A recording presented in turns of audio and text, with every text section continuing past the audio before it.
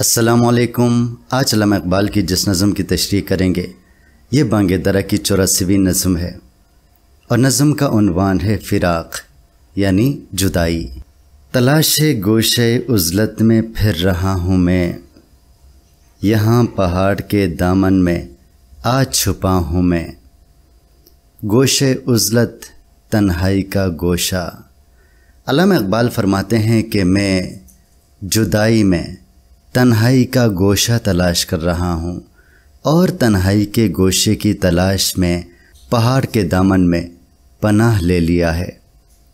شکستہ گیت میں چشموں کے دل بری ہے کمال، دعائے طفل کے گفتار آزما کی مثال۔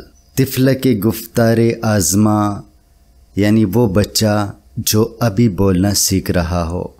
فرماتے ہیں کہ پہاڑ کے دامن میں جو چشموں کی صدا ہے، اس کی یہ صدا بہت اچھی لگتی ہے۔ اس کو سن کر ایسا لگتا ہے جیسے یہ اس بچے کی دعا ہو جو ابھی بول نہیں پاتا، جو اپنے ٹوٹے پوٹے الفاظ میں اللہ سے دعا کرتا ہے۔ وہی کیفیت چشموں کی اس صدا میں ہے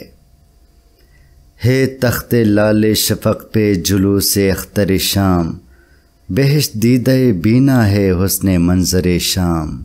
تخت وہ جگہ جہاں پہ بادشاہ بیٹھتا ہے، لال موتی کو کہتے ہیں، شفق شام کی سرخی، اور اختر شام شام کا ستارہ، بہشت جنت کو کہتے ہیں۔ فرماتے ہیں کہ شام کا ستارہ، شام کی سرخی کی جو تخت ہے اس پہ براجماں ہو چکا ہے۔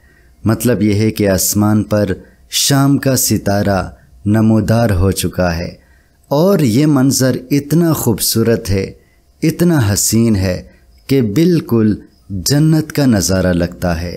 سکوت شام جدائی ہوا بہانہ مجھے، کسی کی یاد نے سکلا دیا ترانہ مجھے۔